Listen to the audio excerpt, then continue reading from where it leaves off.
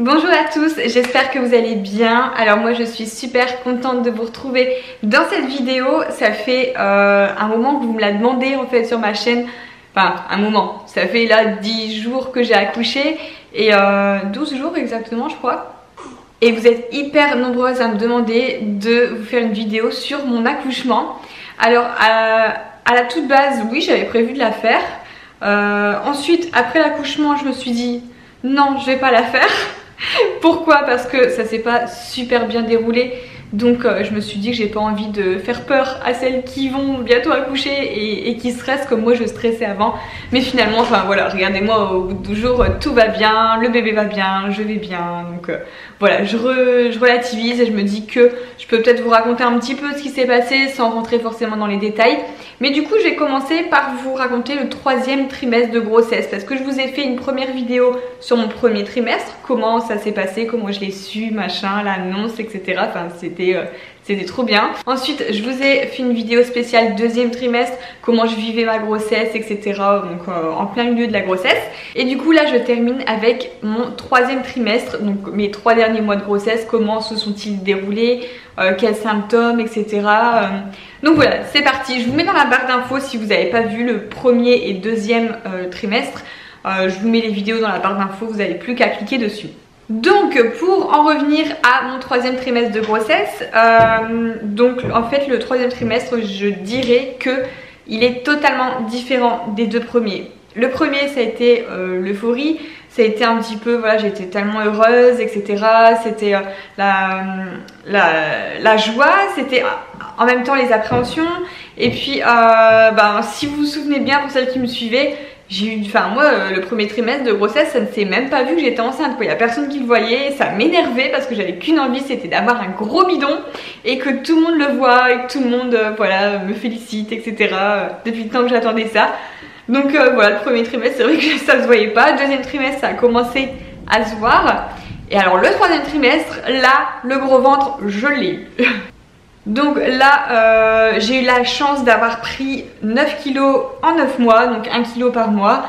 Le ventre oui je l'ai eu, je l'ai hyper bien hydraté. J'ai utilisé, donc j'ai commencé à utiliser la gamme Daylily. Ensuite je l'ai terminé, j'avais reçu une crème de chez Omum que j'ai beaucoup aimé aussi. Et ensuite j'ai terminé donc mon 3e trimestre avec Palmer's. Ce sont des crèmes qui sentent un petit peu le cacao, le chocolat. Alors moi qui aime bien le chocolat c'était parfait. Et je continue encore actuellement, même après l'accouchement, avec une crème de chez Palmer's. C'est une crème après accouchement justement pour il faut continuer d'hydrater le corps ils disent. Donc je continue et j'ai eu 0 vergeture, ça n'a pas du tout craqué, je suis trop contente.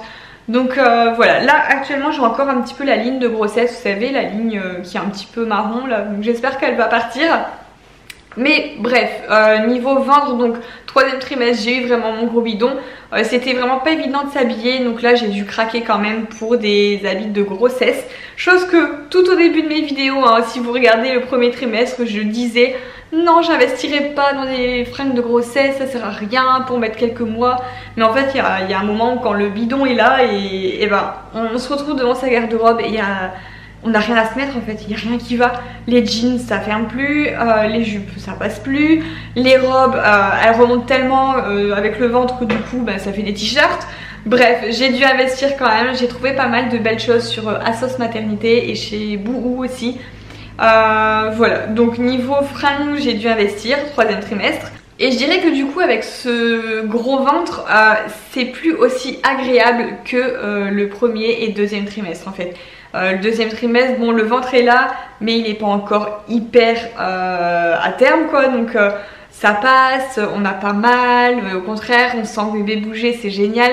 À la fin franchement le dernier trimestre ça tire, c'est lourd, ça fait mal au dos. Non, c'est beaucoup moins agréable, surtout le dernier mois on va dire. Vraiment à partir de 8 mois et demi, là, 8 mois, là c'est dur. Franchement c'était plus agréable. C'était finalement moi qui disais oh je voudrais être enceinte toute ma vie, etc. C'est trop bien. À la fin je disais quand même bon vivement la délivrance parce que y a un moment où c'est lourd de porter ça, H24. On sait plus comment s'asseoir, on sait plus comment dormir, on sait plus se retourner dans son lit. Bref, c'est quand même, c'est pas évident. Alors je me plains pas du tout, hein, c'est pas une vidéo parce que je vois les commentaires qui vont arriver, arrête de te plaindre, il y en a qui arrivent pas à être maman, machin, c'est pas une vidéo où je me plains, c'est juste que j'évoque vraiment ce que j'ai ressenti et ce qu'on peut ressentir avec un gros ventre. Après j'étais hyper heureuse et épanouie toute ma grossesse parce que j'en ai tellement rêvé que voilà, c'était vraiment que du bonheur. Et après donc je pensais vraiment regretter ce ventre, finalement non, là ça fait quand même 12 jours que j'ai accouché.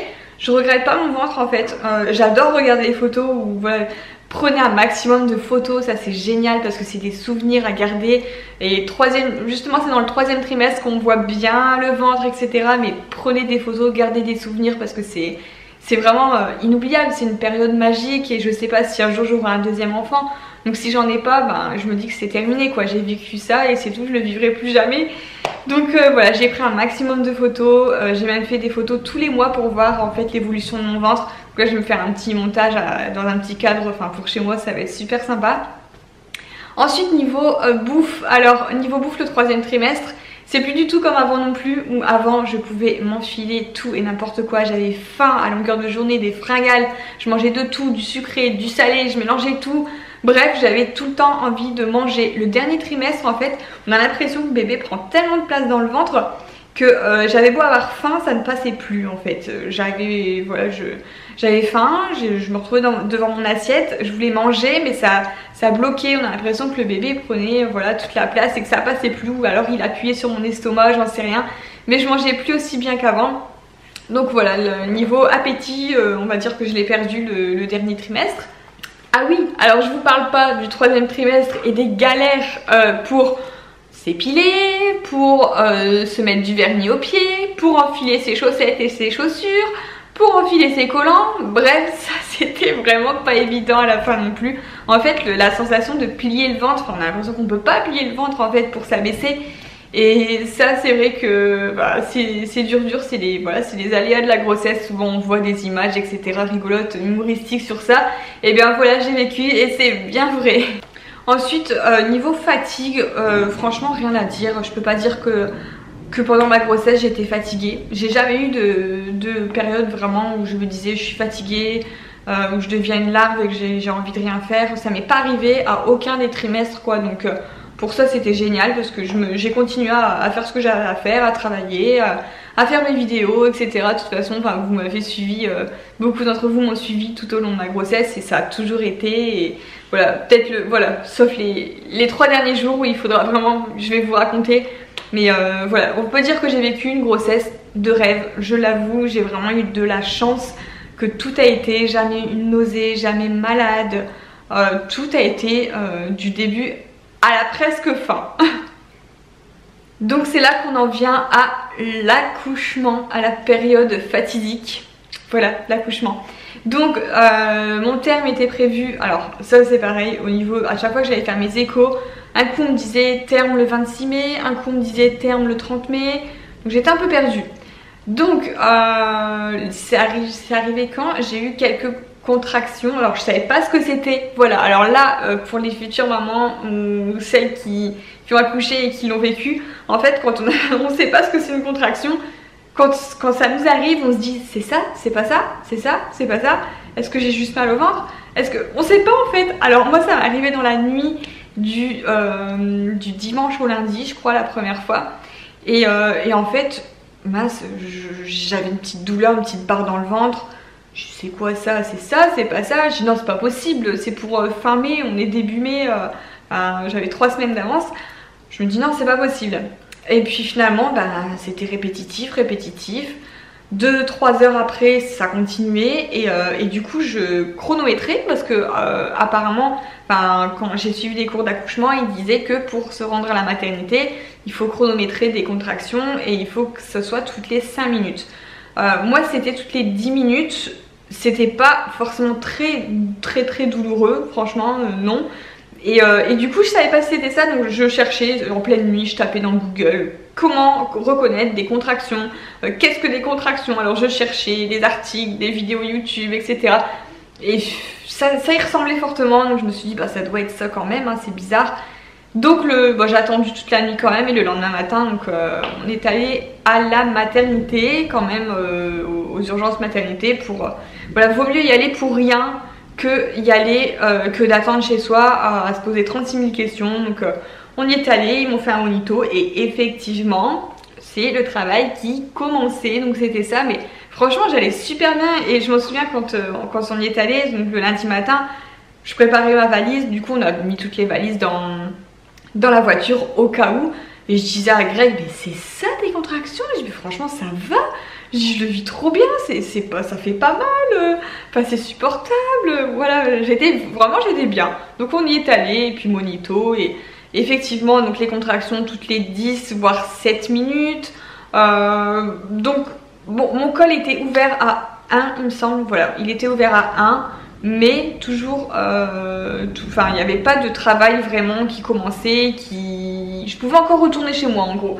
Donc ils m'ont fait repartir chez moi, ils m'ont dit bah écoutez on attend, hein, repartez chez vous, prenez Spasfon, prenez un bain, etc. Et on verra demain. Donc on repart à la maison début d'après-midi. Et puis les contractions ça s'arrêtait toujours pas, hein. Franchement ça faisait même de plus en plus mal entre guillemets, sans être toujours douloureux. Et le lendemain je sais qu'on est allé encore, on est allé toute la journée, toute l'après-midi, on a vadrouillé en voiture, on est allé faire les courses dans des magasins de bricolage, etc. Et puis j'avais toujours ces contractions mais finalement qui faisaient de plus en plus mal. Et là je me suis dit non ça va pas, je commence vraiment à avoir mal, c'est bizarre. Vaut mieux y retourner encore une fois. Donc rebelote, on y retourne une deuxième fois. Là j'avais quand même beaucoup plus de douleur. C'était voilà, c'était quand même de pire en pire. C'était de plus en plus rapproché. Ça faisait toutes les 5 à 7 minutes. Donc là je me suis dit bon c'est le moment, c'est pas possible autrement parce que là vraiment ça fait mal. Donc en y allant encore monito, il m'examine, etc. Toujours ces contractions, toujours ouvertes à un doigt. Mais pas d'avancement depuis la veille. Donc rebelote, ils me refont partir chez moi. J'avais beau prendre Spasfon, j'ai pris un bain, j'ai tout fait. Franchement Spasfon j'en ai pris 3-4. Il n'y avait rien qui faisait ça, voilà, j'avais toujours de plus en plus mal. Et là le dernier jour, donc c'était le mercredi, une larve. Là j'avais vraiment, mais c'était... je suis pas du genre à me plaindre, pas nunuche, franchement, Mais alors là, je vous assure que c'est le pire en fait de mon accouchement. Pour moi, ce qui a été vraiment le plus douloureux, ça a été ces contractions pendant 3 jours non-stop et surtout les fortes contractions du mercredi où ils m'ont fait retourner chez moi et franchement, j'en pouvais plus quoi. J'étais rafalée dans le canapé, fallait même pas me parler parce que toutes les 5-10 minutes j'avais une contraction. Donc une contraction ça fait comme une douleur de règle mais puissance maxi. Et ça arrive toutes les 10 minutes, mais à vous couper le souffle, à ne plus pouvoir parler, à se plier en 4. Je savais plus quoi faire, franchement toutes les 10 minutes j'étais dans le canapé et quand ça arrivait en fait on sent arriver, ça arrive doucement, puis d'un coup ça tape, ça dure 30 secondes et ça repart doucement en fait. C'est ça une contraction. Et ça m'a fait vraiment trop mal et ça m'a complètement épuisée. À chaque fois que ça venait, ça montait. Je dis oh non ça arrive. Je m'agrippais au canapé comme ça, j'essayais de prendre ma respiration et d'appliquer ce que j'ai appris en cours en fait, d'inspirer un grand coup et expirer tout doucement le temps de la contraction, le temps juste des 30 secondes que ça passe.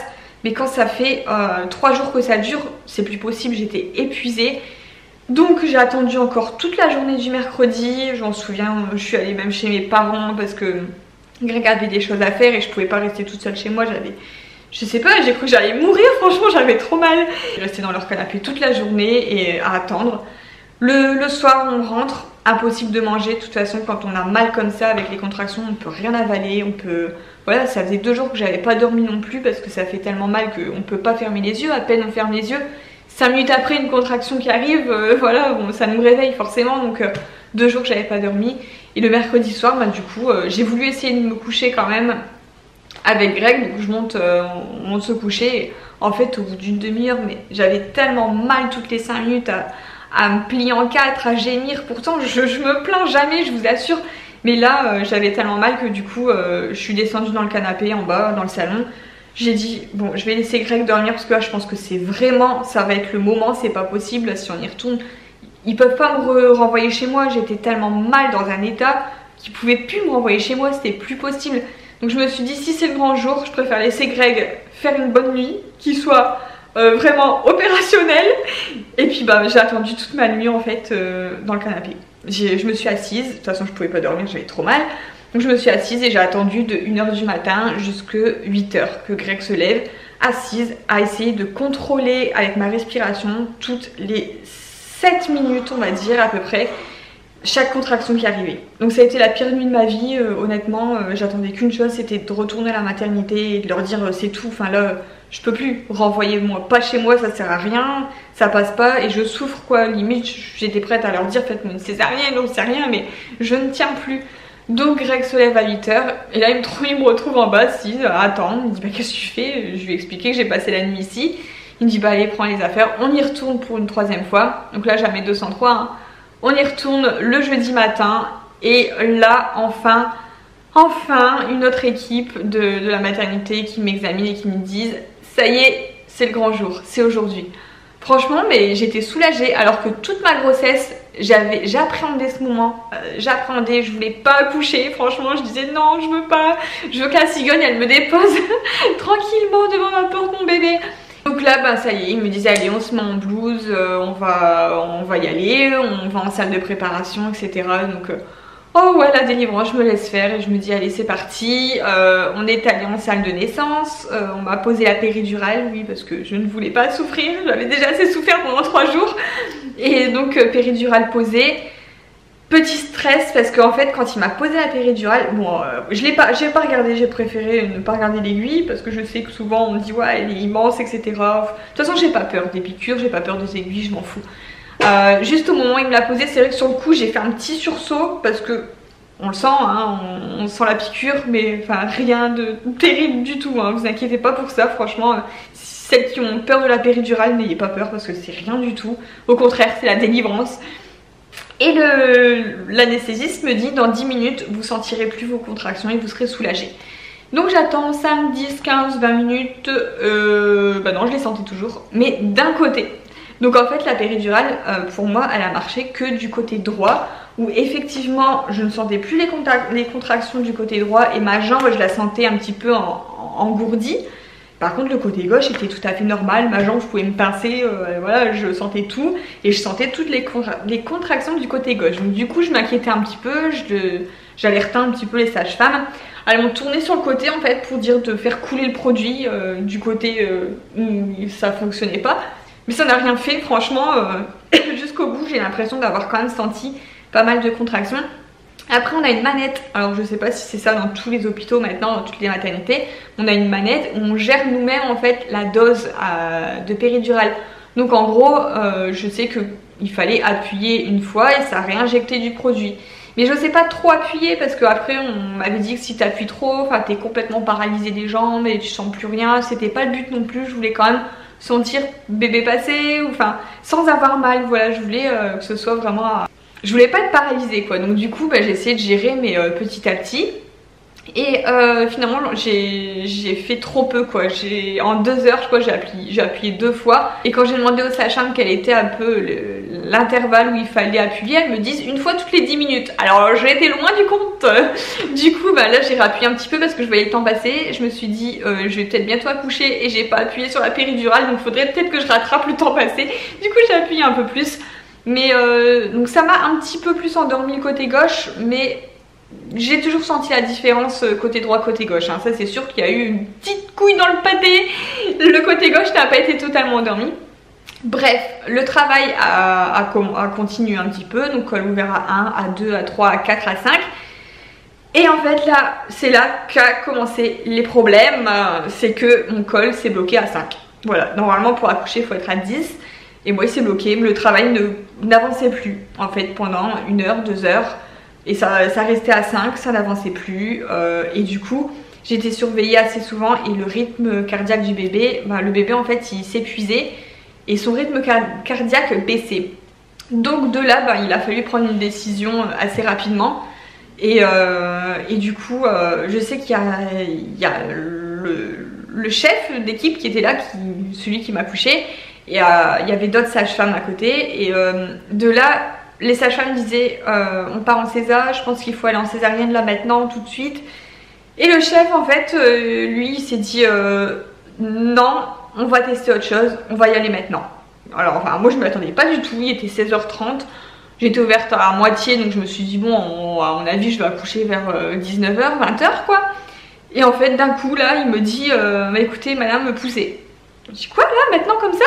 J'ai même pas appris à pousser, en plus mon cours sur comment apprendre à pousser pendant l'accouchement c'était la semaine prochaine hein. Donc celui-là je l'avais pas fait encore et je savais pas du tout comment pousser.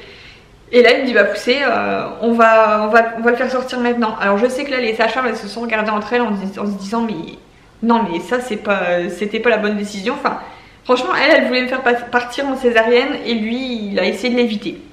Donc bah moi de toute façon je pouvais rien faire d'autre que de faire confiance à ce médecin. Et du coup bah j'ai essayé de pousser et en fait de là ils ont vu que le bébé donc Gabin était à l'envers. Donc au lieu d'un bébé quand il naît en fait il doit regarder en bas, Gabin lui regardait les étoiles, c'est ce qu'ils m'ont dit.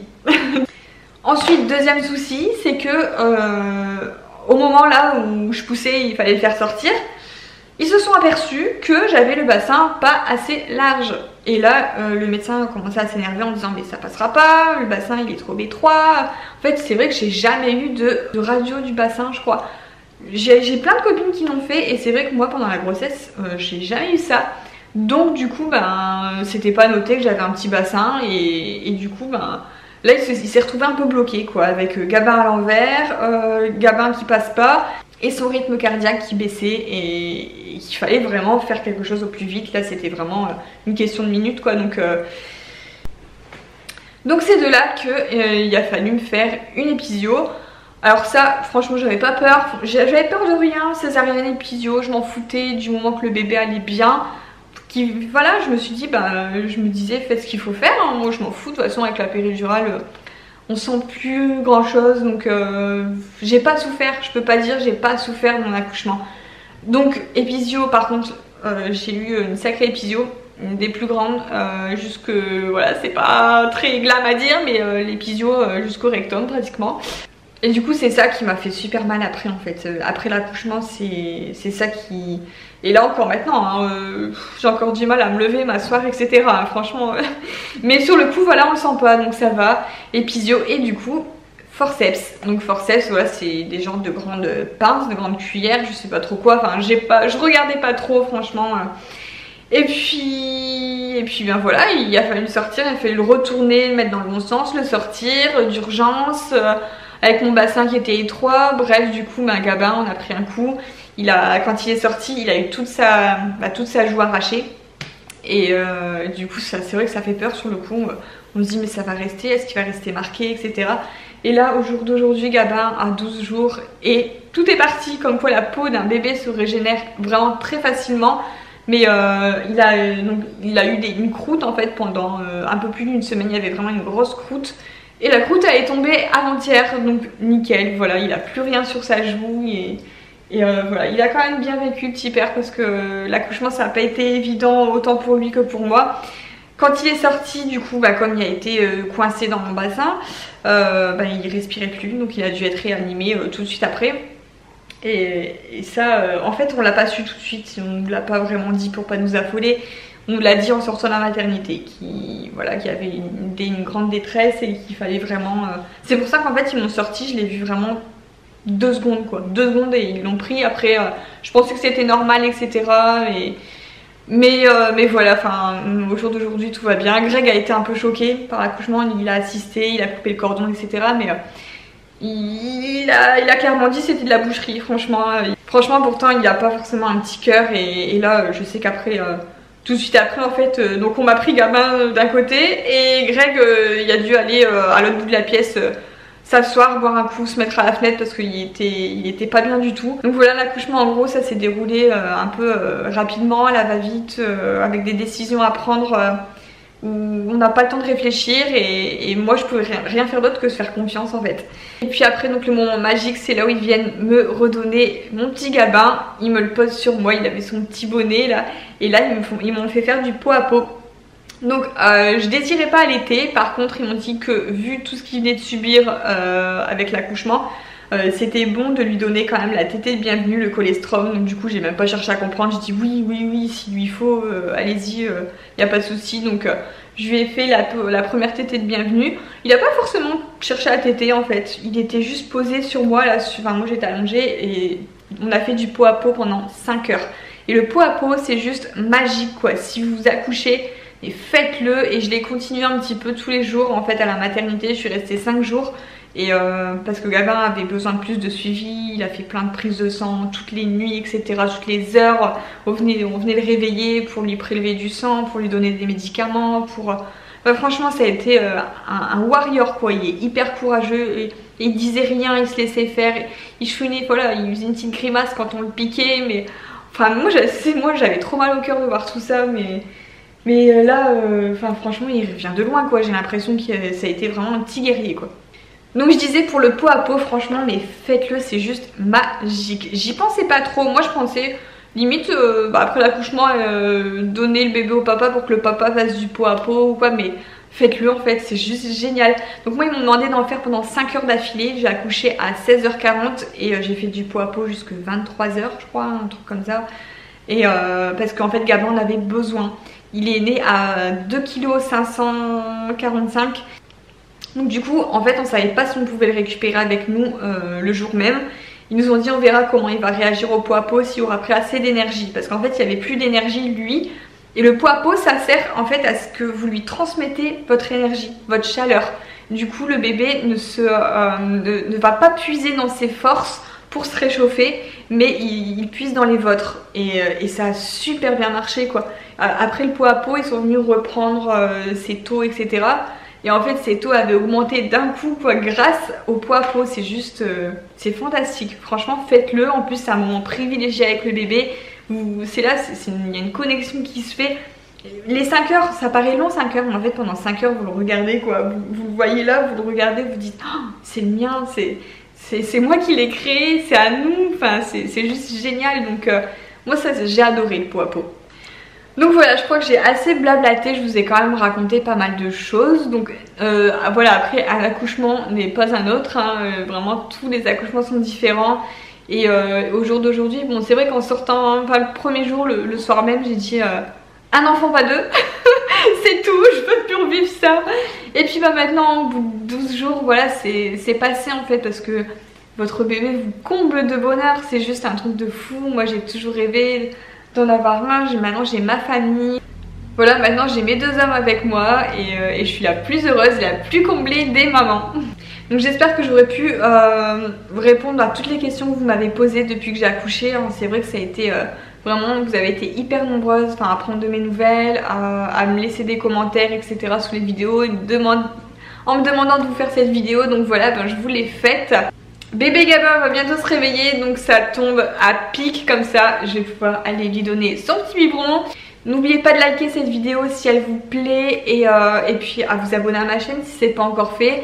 Je sors une vidéo par jour, voilà, tant que j'y arrive encore avec un bébé très calme, j'ai de la chance. Donc sur ce, moi je vous fais plein de gros bisous et je vous dis à demain pour la prochaine vidéo.